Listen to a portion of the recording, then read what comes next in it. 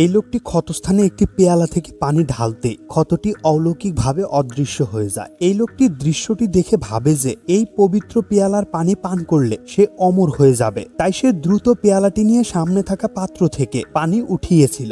এরপর সে দেরি না করে পেয়ালার সম্পূর্ণ পানি খেয়ে ফেলে, যার ফলে সেখানে ভয়ানক কিছু ঘটতে শুরু করে। সবাই দেখে লোকটির মাথার চুল দ্রুত লম্বা এবং সাদা হয়ে যাচ্ছে, মুখের ত্বকও দ্রুত কুঁচকিয়ে যায়। সবাই দেখে কিভাবে লোকটি মুহূর্তের মাঝে বৃদ্ধ হয়ে যাচ্ছিল এবং তার সমস্ত শরীর ঝলসে যেতে শুরু করে। ধীরে ধীরে লোকটি কঙ্কালে পরিণত হয়ে যায় এবং তার অমরত্বের স্বপ্ন চুরমার হতে থাকে। কিন্তু সে একটি মহিলাকে তখনও ধরেছিল। ঠিক সময় এই লোকটি মহিলাটিকে বাঁচিয়ে নেয়। আসলে বহু বছর আগে এরা দুইজন মরুভূমিতে এই পানি ভর্তি পেয়ালাটি খুঁজে পায়, কিন্তু এই লোকটি পানির পেয়ালাটি স্পর্শ করতেই সে মুহূর্তেই ছায়ে পরিণত হয়ে যায়। এরপর এই ছেলেটি পেয়ালার প্রতি সম্মান প্রদর্শন করে যখন সেটা পান করে তখন তার মাঝে অলৌকিক ক্ষমতা চলে আসে। এরপর এই লোকটি ভাবে যে পবিত্র পানির প্রতি সম্মান প্রদর্শন করে যদি সেটাকে পান করা হয় তাহলে হয়তো তারা বেঁচে যাবে।